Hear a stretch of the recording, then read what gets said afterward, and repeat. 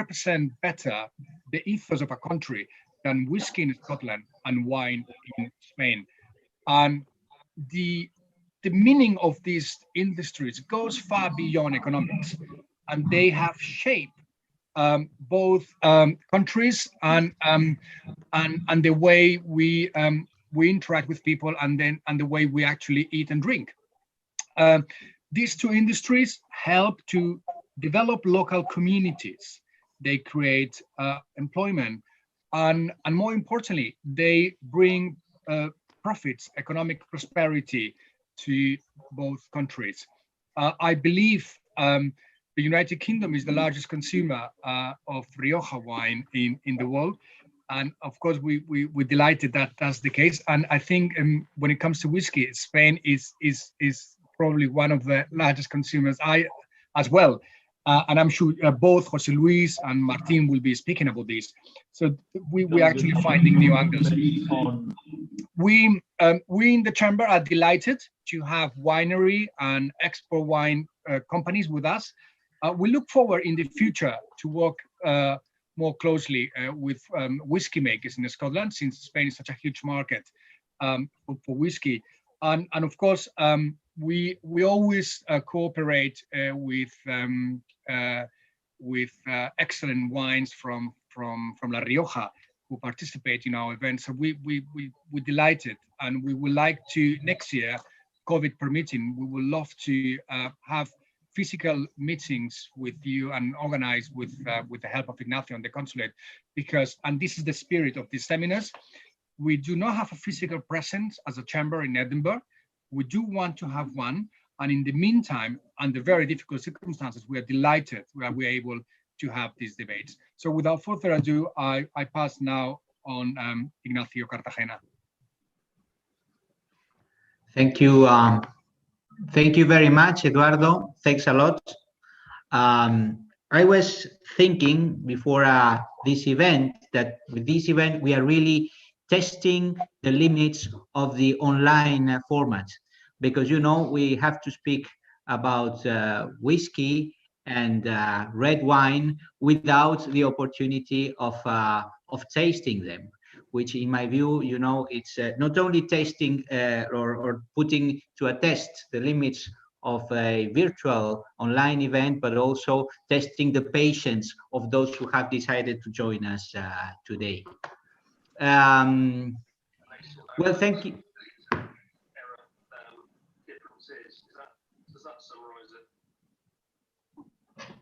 Do you listen to me? Yeah, do you hear me? Yeah. Oh, fine. Yeah.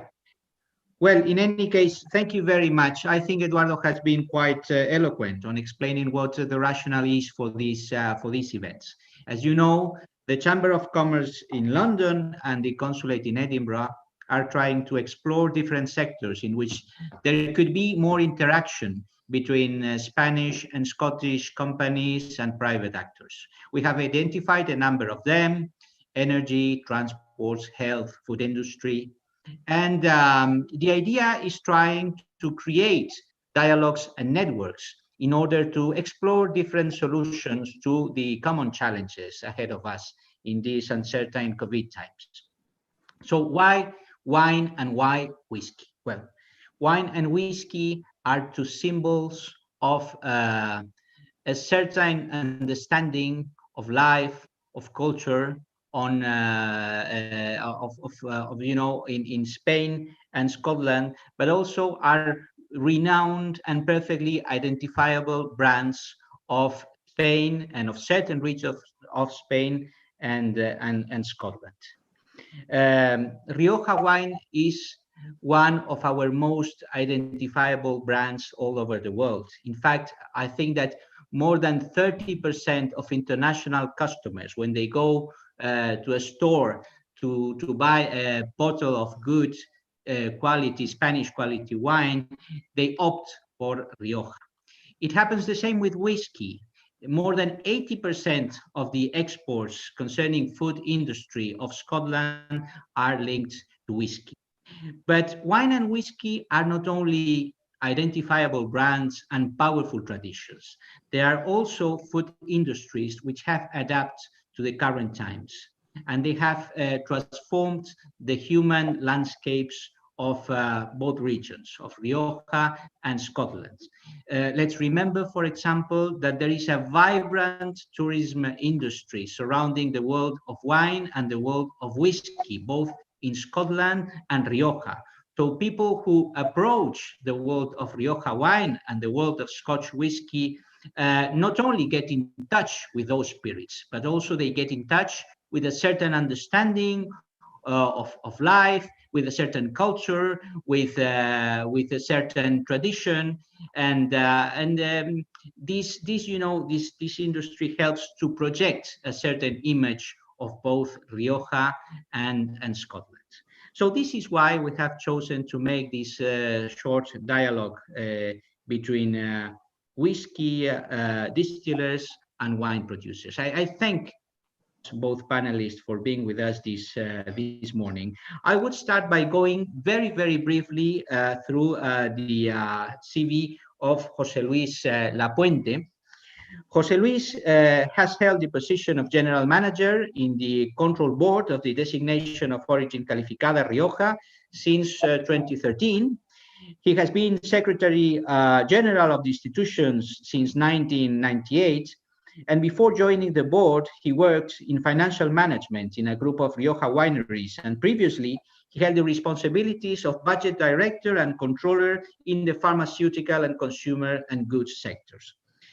He has responsibilities in the board of trustees of the Spanish Wine Markets Observatory Foundation, in the board of directors of the Technological Platform of Wine, and the Spanish Conference of Wine Regulatory Boards. José Luis also frequently speaks publicly on multiple forums related to the wine business and holds a Bachelor of Law in Economics and Business Administration by the prestigious ICADE University in Spain. So, José Luis, thank you very much for your participation. Please, you have the floor. Thank you very much. Thank you so much. First of all, I want to thank the opportunity to the Spanish Chamber to go through this quick journey within Rioja, and obviously thank the opportunity to meet Martin Bell and to know a little bit more about the Scotch whiskey. So, sorry, because I'm gonna.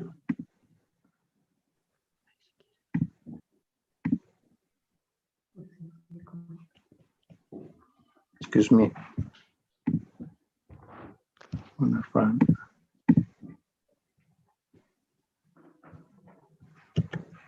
Presentation.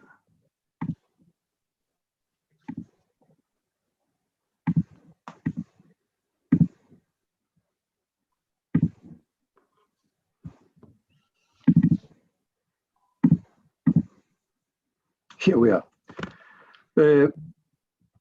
First approach is to make a quick overview on the Spanish scenario. If we are talking about designation of origin and IGP, Geographical Indication Protected, we have roughly 100 of designation of origin if we describe a quality pyramid.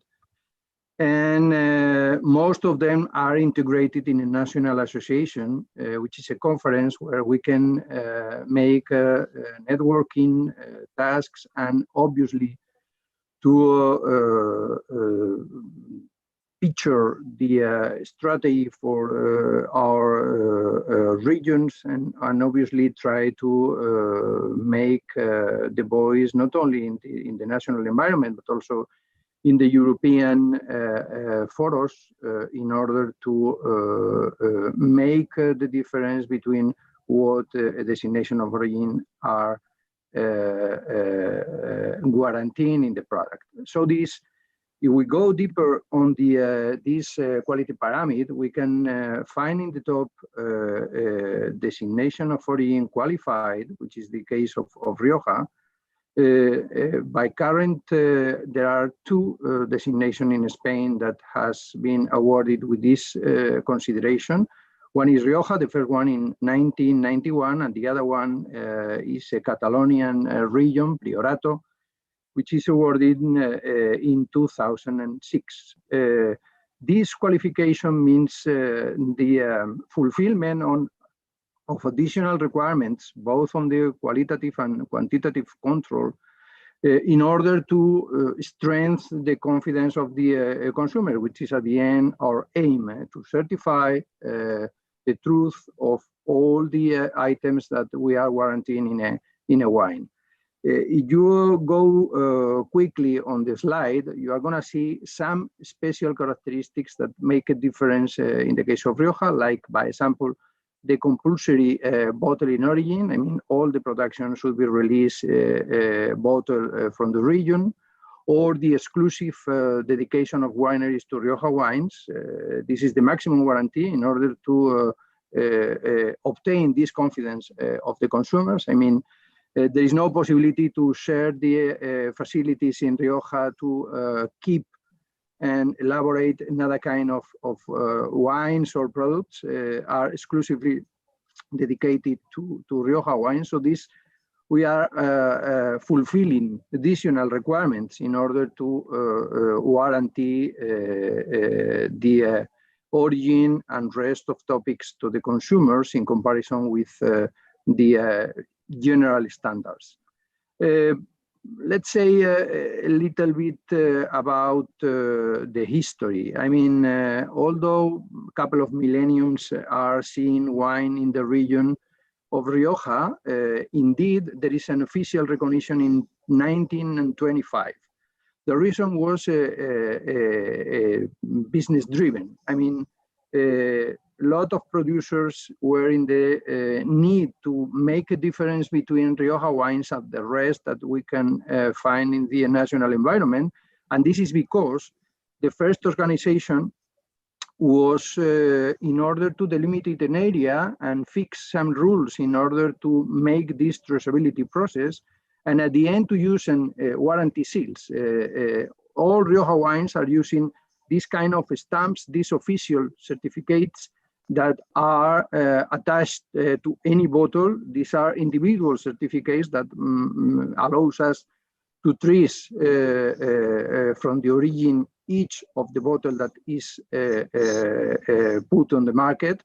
But the question is that we are doing this since 1925, which make value and sense to the kind of task that this organization is running. You can see here how has been the evolution of these warranty seals that right now you are seeing in the Rioja bottles, but any of the bottle that you are handling, although it's ancient, you're going to find this kind of individual certificates attached to the bottle. About the governance, let's say, and was introduced by the consular and the Ignacio, that we are a relatively small region, but at the end depending in a big manner on wine. In order to handle or to manage this organization, we have a management board that comes exclusively from the sector. We have present at the table all the organizations that has in certain way interest in the production, both wineries and vine growers, and through economical weight and economical index, we are assigning the exact weight to each of them in order to finally try to reach consensus decisions, at least supported by 75% of the votes, but based on the different weight, because the different economical representation that has each of these 14 organizations that are currently handling, let's say, the rules and the product specifications that at the end, all of them are going to fulfill. Some key figures, what we are talking about, more or less 66,000 hectares, mainly red, although there is an increasing presence of the wide varieties. We are handling a huge number of vine growers. Keep in mind that roughly 15,000, and at the end, 600 wineries that are releasing Rioja wines to the market. Right now, approximately, we are in 120 countries by the time being. But integrated under this umbrella that are generating, as was told, richness and profitability for the region, I mean, integrating a great diversity. I mean, we are combining from the side of wineries, big and small players. And in the meantime, if we have a look to the landscape, we're going to find a medium, an average of 4 hectares per each exploitation. So the property is wide divided and spread along these 15 vine growers that are included in our registers. We have a look to our market share to see in a simple manner to the domestic market. We can see here how we are accounting of approximately 30% on volume, almost 40 if we look to the value in the domestic market, and go deeper if we consider the on-trade channel and especially aged red wines. We are accounting roughly for 80%. Spain means for us 2/3 of our business. The rest is exported. It was told before that UK is our main destination. Approximately 30% on our sales are directed to the United Kingdom. And if we have a look from Spain to abroad to account, which is the weight of the Rioja wines, we were talking about the notoriety and the leadership of Rioja wines considering Spain. Well, we can say that we are accounting approximately 1/3 of all the quality Spanish wines that are exported, and more than 40% if we look to the value. Anyway, we have identified our 12 main destinations, and if we compare with the rest of wine world, we are accounting only for roughly 3% on value and volume. So it means that in our strategic plans, obviously, all the focus are directed to the export environment, because we think we have room enough in order to increase our market share.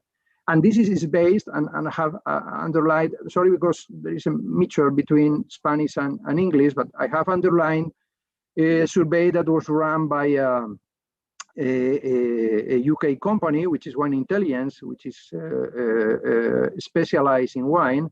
They are ranking Vinitrack, which is an online tool which allows to make a trend about the notoriety in terms of awareness and purchase conversion. I have underlined the numbers for UK, where we can see we are ranking 6th place if we keep in mind the awareness, the notoriety, the knowledge of the regular consumers, but climb till the 2nd position if we go deeper in the purchase conversion. I mean, among all those people that knows about Rioja wines, which are the level of confidence, the level of purchase repetition in order to figure out which is the rate of this confidence or the attraction of the product. And here we can see more than 1/3 of regular consumers that knows about the region are regular purchasers. And so this we are ranking in the 2nd place. We were talking about wine tourism is probably the most interesting way to see the region. I mean, to open our windows and allows people to visit us. Rioja is right now ranking number 1 in the visits to Spain. We are roughly over 800,000 and 850,000 visitors per year, and mainly are national or domestics, because we are talking about approximately 2/3. 1/3 is people that come in mainly from the UK as main destination. But we think this is the best way to communicate with the consumer. I mean, to allow them to have an experience in the region, to know the wine, not only inside the bottle, but around in the landscape that we are able to offer. Right now, approximately 200 of our wineries are programming activities for the visitors. And finally, talking about key figures, our trend in the UK, you can see how the performance in 2018 and 19 was a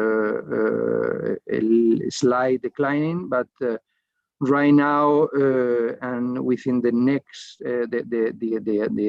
the first 9 months in 2020. The performance has been very positive, and indeed we can see here which is the scenario that we are handling for this year. I mean, we have a look to the different estimations for the whole market. Here in Spain are talking about 20–30% of decline in volume, even more in value for the complete exercise. In our case, the year-to-date data till September are showing a decline of 10%. Different numbers if we have a look to the domestic environment, declining over 20%. And if we have a look to the exports performance, we are seeing this positive number of 7. Indeed, for the 9 first months of 20, we are dealing with an increase of 20% in the UK. So these are good news, depending on which is going to be the immediate next future, because really looks like these loopings, and mainly we have a look to the last European Union estimations for the performance of our countries, mainly in terms of the gross income evolution. And this is because I joke with this kind of letters dance, no? And in addition, the Brexit puzzle. The letters dance because different economic theories about which is how it's going to be the recovery, and I think we have covered all the alphabet, and finally we are not very conscious about what is going to be really the future. And in the meantime, I think we are living key days in the relationship between UK and the European Union, and especially from a point of view, how it's going to be possible administrative burdens, the scenario for customs and tax, and obviously the evolution of the situation in our economies because of the current pandemic situation, and the impact that could have in the consumption for our business. So I think it's a brief journey, as I say. It's a pity that we are not able to taste, I think, as you said, but I think we have had the opportunity to explain a little bit more about Rioja, and I appreciate very much the opportunity. Thank you so much.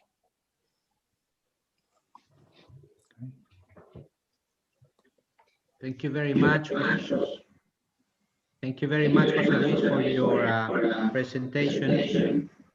And I would underline your words about the uncertainties created by the imminence of Brexit. I'm sure that there will be opportunity to have an exchange on that. during the Q&A session. Now I would pass the floor to Martin Bell, who is the representative of the Scottish Whisky Association. Martin joined the Scotch Whisky Association in 2004 and has specialized in external trades policy with a particular geographic focus on the Asia-Pacific region. He leads the Scottish Whisky Association's engagement with the World Trade Organization and has an extensive experience of its standing mechanism, up to and including dispute settlement. He has chaired the External Trade Committee of Spirits Europe since 2010 and sits on a wide range of broader industry trade policy groupings, such as the ACC UK's Trade and Investment Committee and the Law Society of Scotland's Trade Policy Working Group.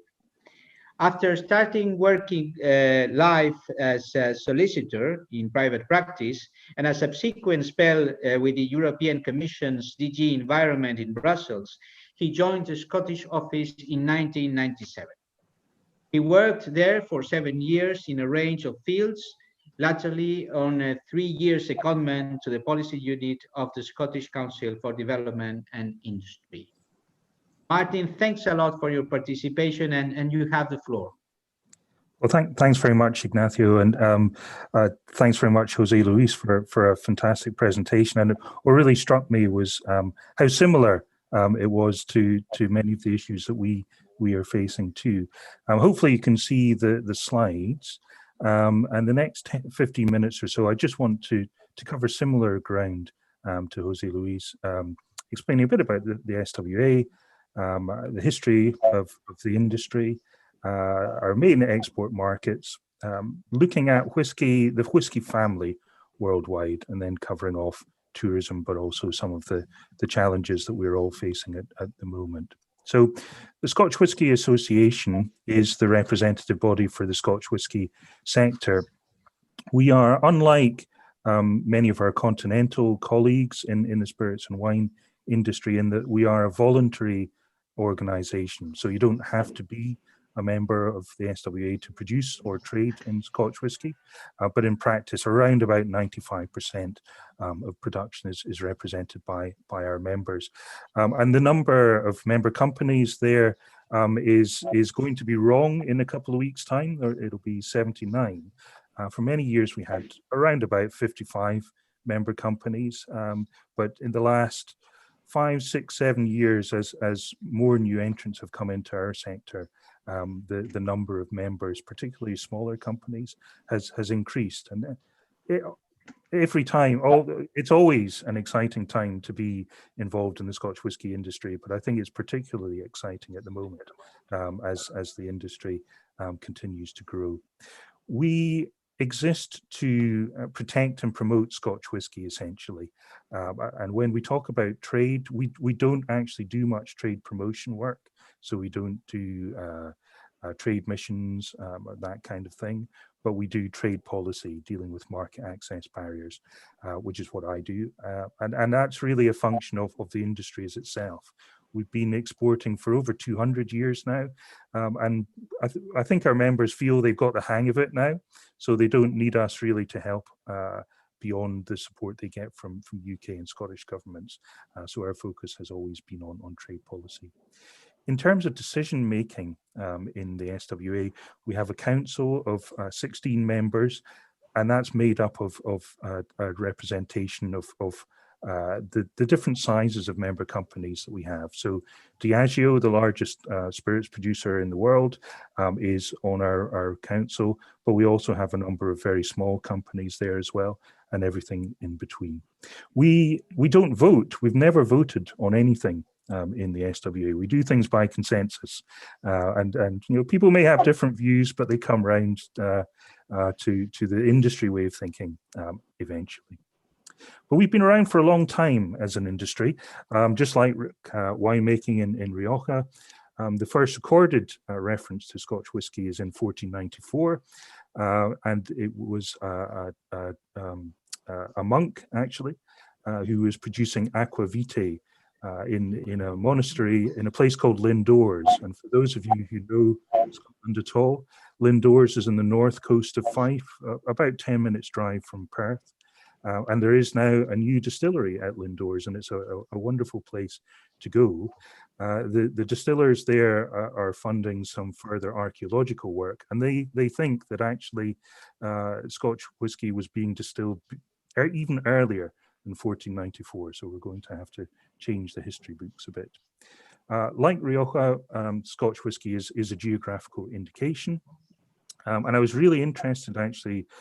Jose Luis reminded me that of the ban on export of Rioja in bulk. We have that for single malt Scotch whisky only.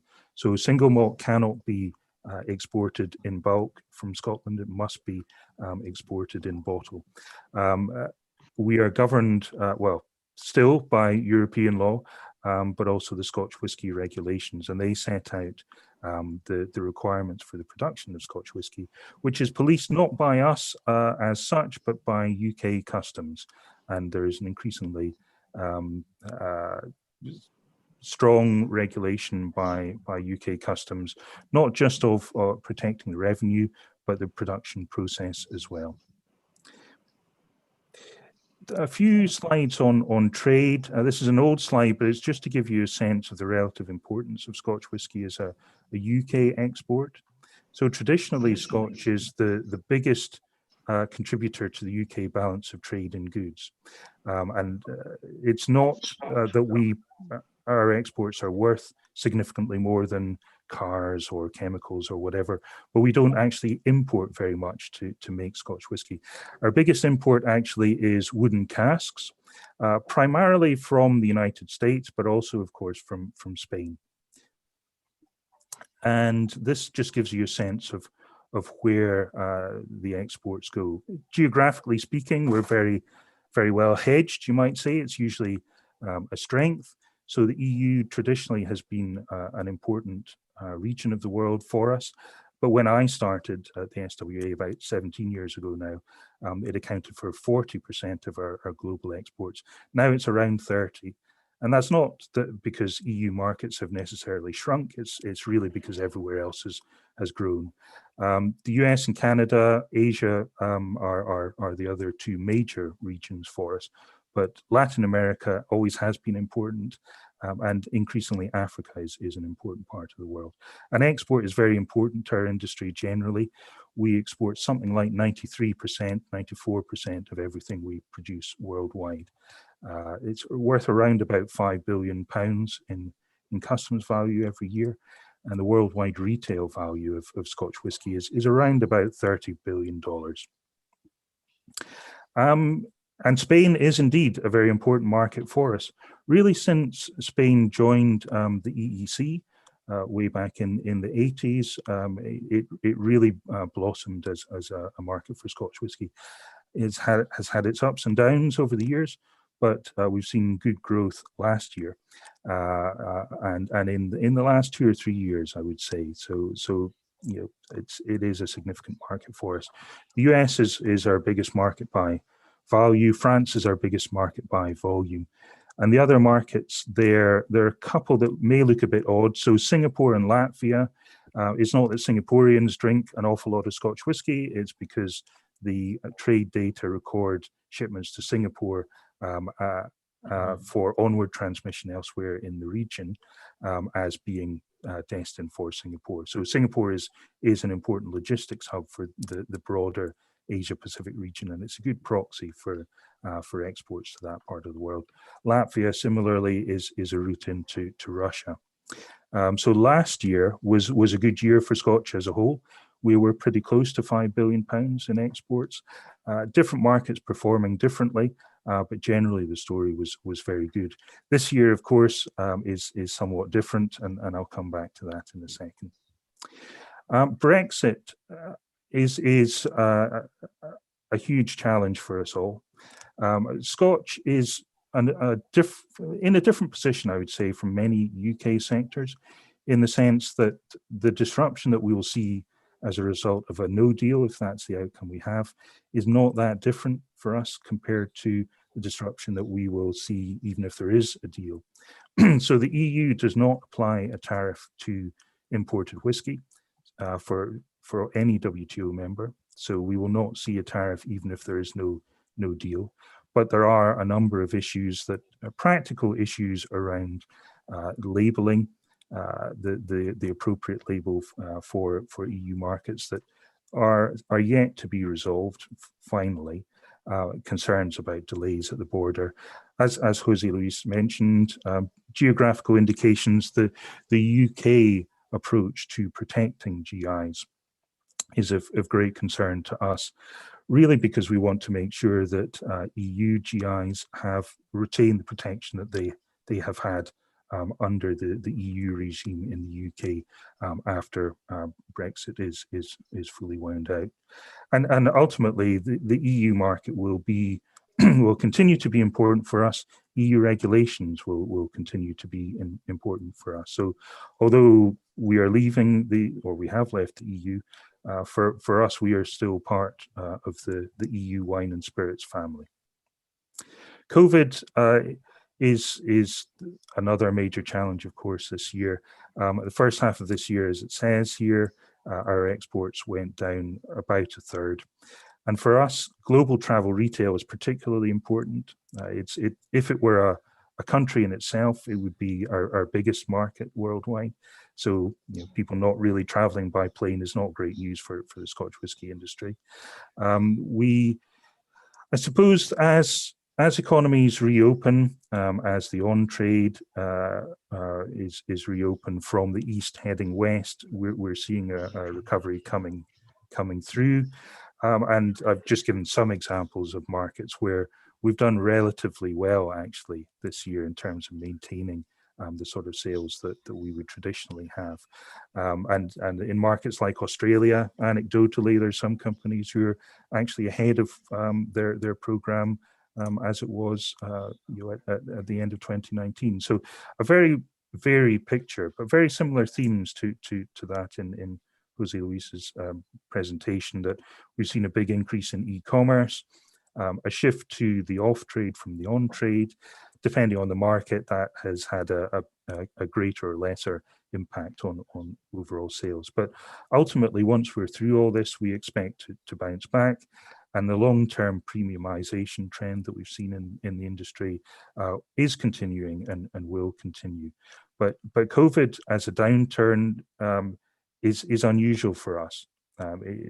During the financial crisis in 2008, Scotch continued to grow, whereas under COVID, the unique circumstances, we have seen a fall in exports.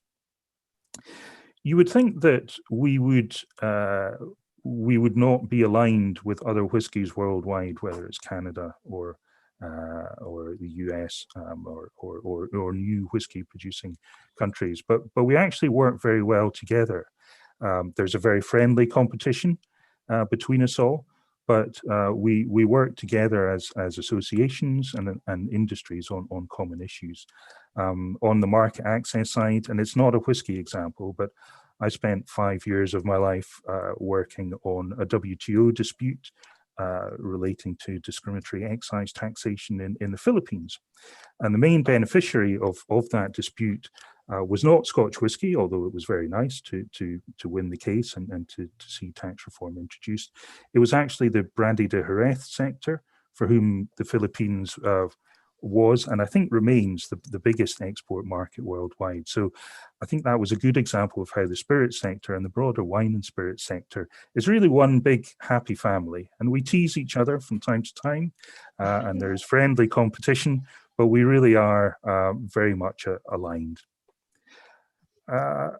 Just a few slides on just to give you a sense of the biggest issue that we are facing in the Scotch whisky industry at the moment. And that's really trade wars, particularly with the United States. So Scotch has been caught up in the Airbus Boeing dispute between the EU and the United States. And since October last year, we have been paying tariffs on our exports to the US. At the same time, US whiskies have been paying 25% tariffs going to the EU under a separate dispute in the steel and aluminium sector. And we are collateral damage in others' trade disputes. The classic thing to do when you have a dispute with another country is to target politically sensitive industries that are going to make a lot of noise, and the Americans decided to target Scotch whisky to put pressure on the UK and the EU, and it is costing money. So since last October, we're down £400 million in exports to the US, our biggest market by value, and it's going at roughly £30 million in lost exports every month. So it is our overwhelming focus at the moment, and frankly, for us, it's more important than the implications of Brexit.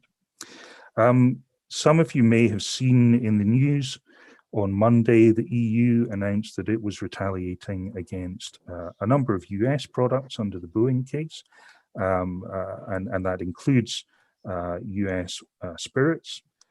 Happily, the US has not announced immediate retaliation in response to that, and perhaps a change of administration in the US may be a factor in at least keeping things from getting worse. But what we need to get out of this is for the Airbus Boeing dispute to be resolved. Brexit makes it even more complicated because the UK has an interest here and is negotiating bilaterally with the US. But I'm feeling more optimistic than I have done for some time that we could be out of this early next year. So it's very painful just now. It has been very painful over the last year, particularly for small companies. But I'm hopeful that we are on the right way, the right road. Finally, just a few words on tourism. When I was young, which was not yesterday, if you wanted to visit a Scotch whisky distillery, you had to write to the distiller and ask permission, and you might be fortunate enough to be shown around personally by them. Life has changed since then. And like Rioja, the industry has realized that whisky tourism is not only a great revenue earner in itself, but it's a great way of communicating to your customers. And Diageo, this is an example of some of the recent investment they put into really taking their visitor experience to an even greater level. And it's the Glenkinchie distillery outside Edinburgh, which I'm very much looking forward to visiting myself. But again, just like Rioja, we have seen tremendous growth in visitors to distilleries, and Scotch whisky distilleries collectively are right up there with the major UK tourist attractions in terms of the footfall. A lot of home visitors, but if you look at our annual visitor survey, you generally see that visitors from the countries where Scotch is strong, you try very hard when they're in Scotland to visit a distillery as well. So the markets there, in terms of where people come from, are a reflection of the major Scotch whisky export markets. And they spend a lot of money, almost £40 per person visiting last year. So again, it is a fantastic revenue earner for the industry. It has been difficult this year, of course. During lockdown, no visitor centres were open. At the moment, it's around about 20-25 that have reopened in a socially distanced way, but clearly it's a very bad year in terms of visitor numbers and revenues, and we'll see what next year brings in terms of how travel is resumed and the impact on tourism. But given that Scotch whisky distilleries tend to be in very rural areas, they're a really key part of the overall rural tourist offering, and the sooner that we can get back safely to where we were before, the better, not just for our industry, but for the communities in which we work. So I will leave it at that, and very much looking forward to the Q&A session. Thank you.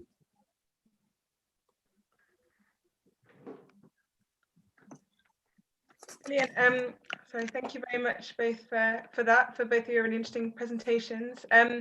So so we now have time for, if anyone has any questions, you can answer them. There's the Q&A tool you can see there at the bottom of your screen, or alternatively you can write it in the chat, the just the chat. You can send your questions in to us. So yeah, we've just got some time to answer those now, either for Jose Luis or for Martin directly. Okay, so one of them, this is from Nacho, who is from Frank Consulting. He says, some whiskey, I guess this is actually, okay, I think that this is regarding whiskey, so one for you, Martin. Some whiskey producers have started to use seasoned Rioja wine cases to age their whiskies. Do you think this opens opportunities for cooperation for both sectors, or at least a nice brotherhood between producers in Rioja and Scotland? Definitely, yeah. Finishing as part of maturation has been around for, well, I suppose, 20 years now, and we are an industry that operates within pretty strict legislative constraints in terms of the process and what you can do.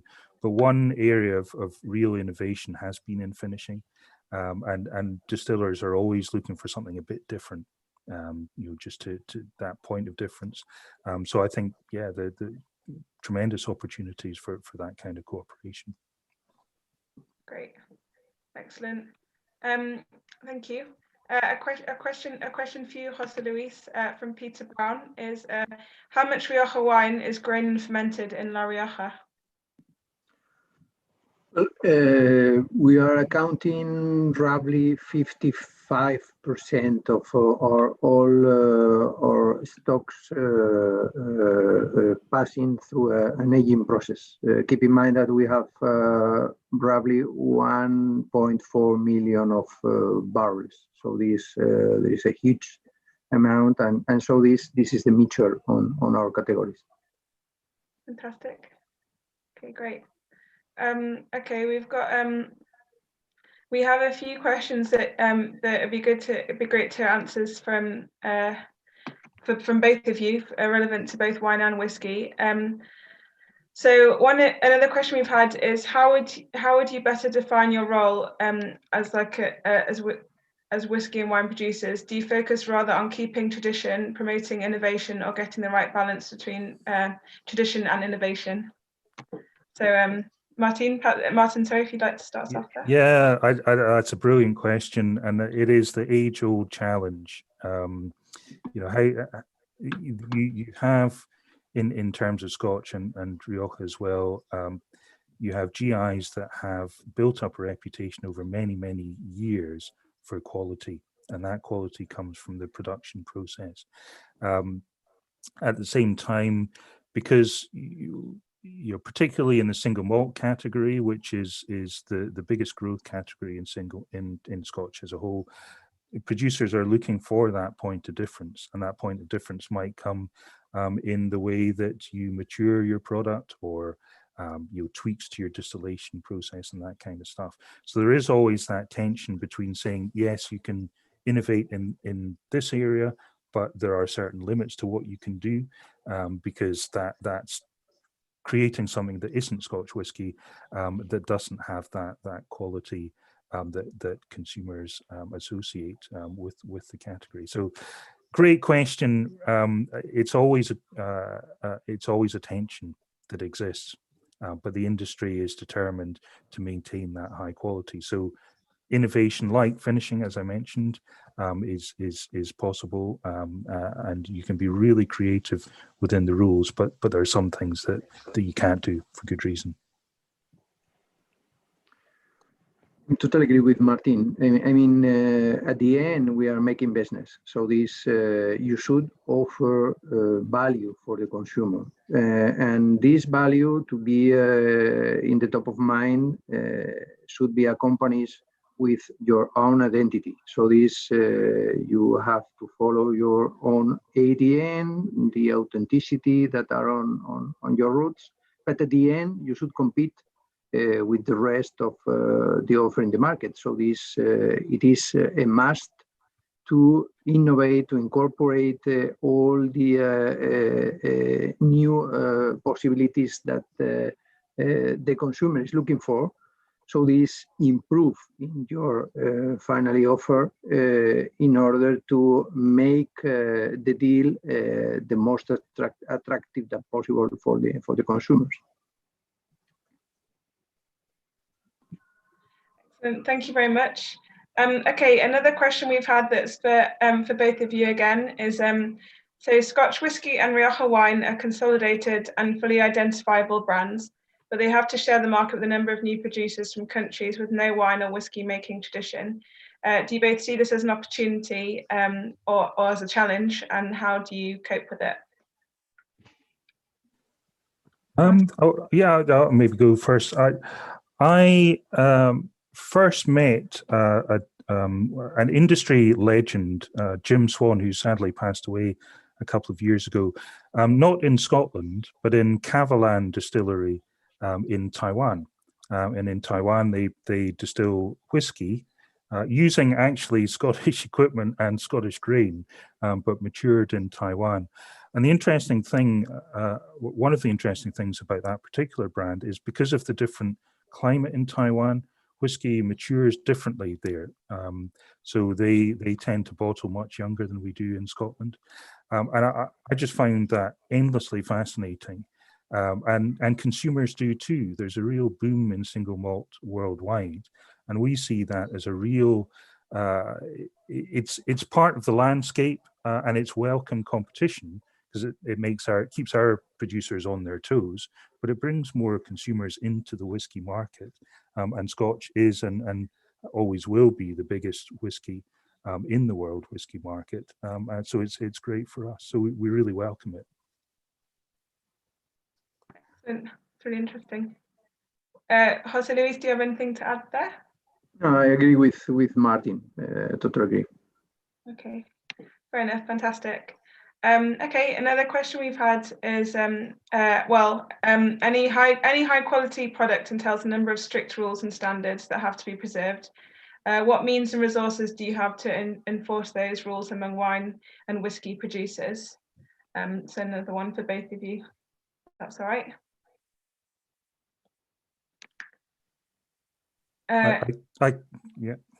I'll maybe kick off. So we were set up in 1912 to do various things. One of which was actually to fix prices, which we're not allowed to do anymore. But the other thing was to sue people around the world who produced products they claimed to be Scotch whisky when they weren't. So we, as well as UK revenue and customs controls on the production process, the SWA, we spend about half of our budget worldwide protecting the Scotch whisky description. So protecting the GI. And the industry has been far-sighted enough over many years to fund us to do that.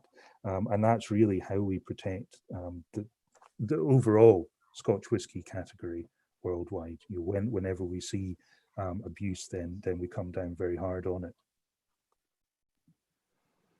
Yeah, I should underline that for us it's a challenge to offer a secure and certified product, and this is because the complete traceability process, and at the end the need, as Martin was saying, to protect and to act worldwide.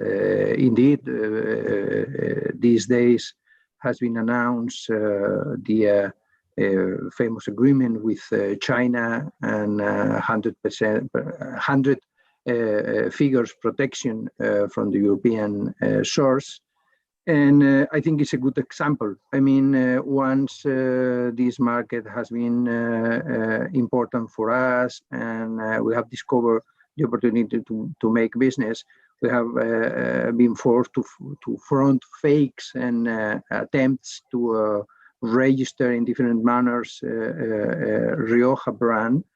So till this time, as in the rest of the market, and as part of our responsibility has been to defend and to act against these kind of trials in order to guarantee this authenticity to the consumers and the value that we are offering. And obviously these kind of improvements, like the official agreements, mainly in countries where these kind of regulations are not very well introduced, are so important for us in order to continue to making business, because otherwise you're going to have in front people that want to make business on your behalf in a quick manner and proper. Fantastic, makes sense. Thanks a lot. Okay, another question we've just had in is again one for both of you.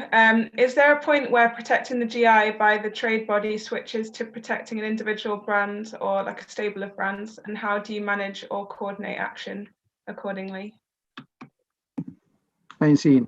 Well, indeed, one of the obligations of all of these wineries, or all of the wineries that are running in the Rioja business, is to submit the labeling that they are going to use in the market previously to the merchandise is released.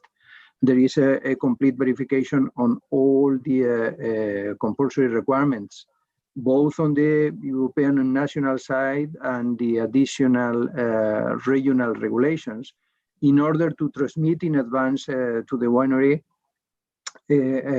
which are eventually the mistakes or eventually the official observation or remarks that should be followed. So there is a check, not regarding the private brand, but also the appearance at the elements that should appear in the commercial labeling, that at the end is going to be combined with the warranty seal, in order to be informed in advance by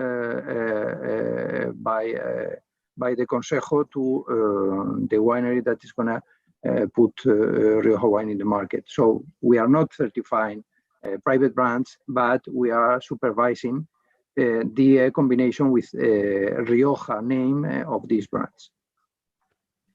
And it's quite a similar story for Scotch whisky as well. I mean, just thinking of examples, there is a difference between brand protection and protecting the GI, but sometimes that line can get crossed in particular markets. So I'm thinking of China in the early days of it opening up. Chivas Regal was the big Scotch whisky brand, so the bad guys went after Chivas and produced fakes that looked a bit like Chivas but weren't called it, but were called Scotch whisky.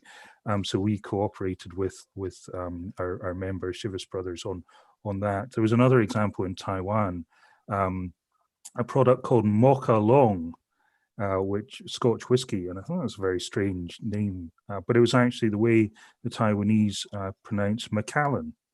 So the Macallan brand owners and ourselves jointly went after that brand.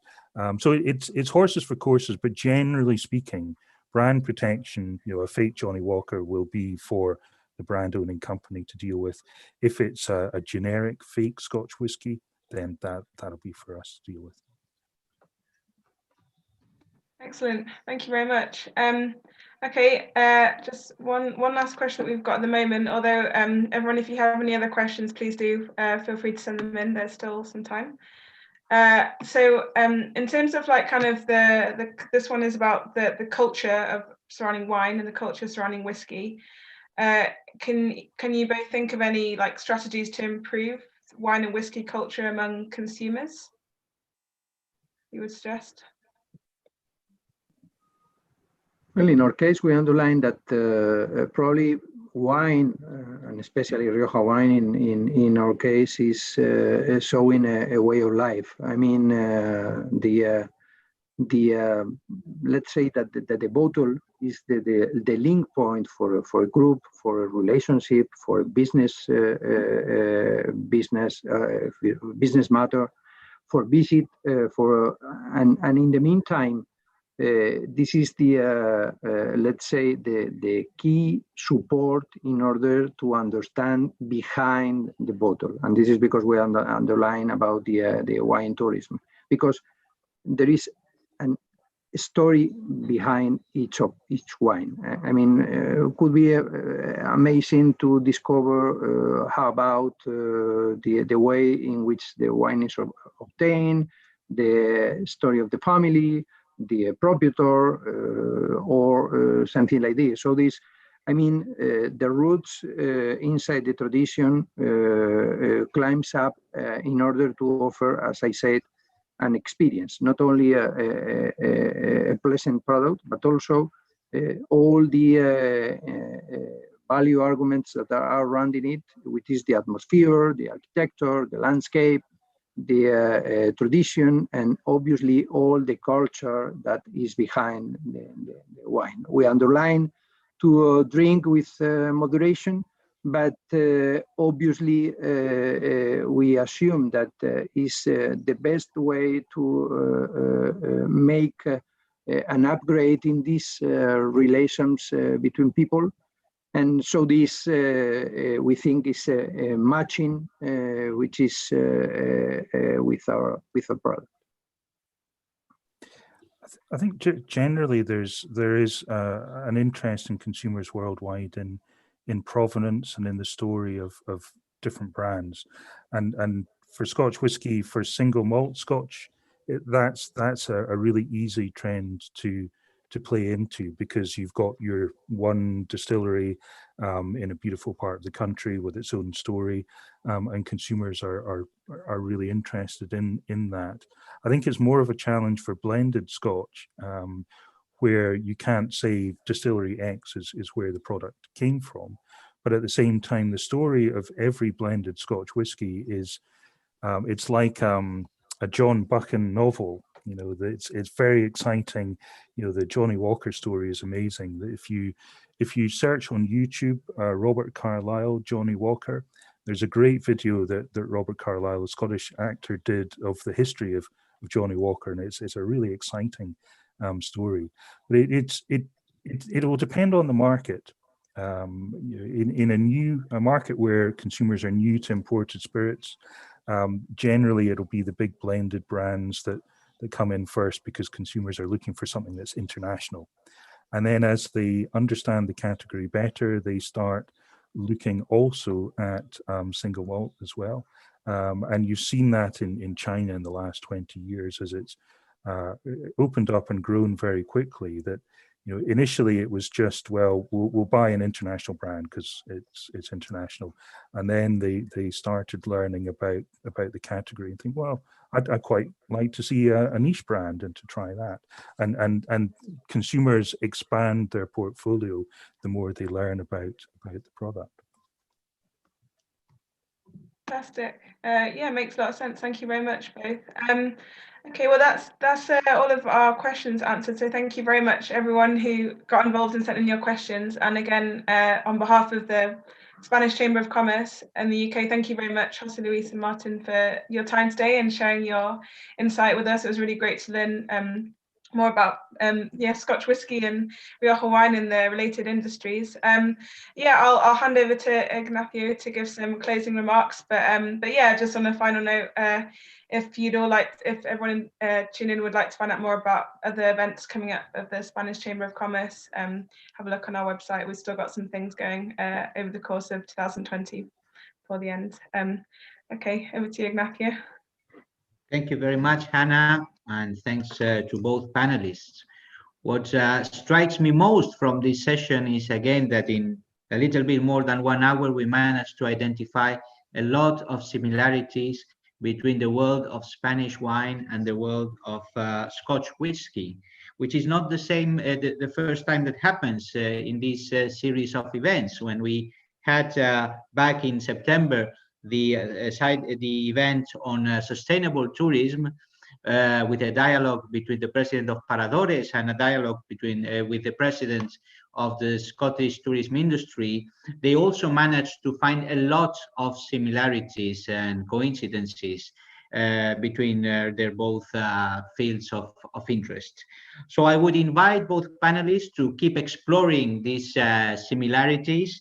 And as I told you before, this should be only an aperitif of what is going to come. When we will be back to normalcy, I think we both the Chamber of Commerce and the consulate will have to have the pleasure to host another session, another dialogue between whiskey and wine, but this time on a face-to-face format, and this will allow us to end up by tasting both spirits, Rioja wine and Scotch whiskey. Thank you very much again, and we'll try to do more roundtables before the end of the year. Thank you very much. Thank you again. Bye-bye.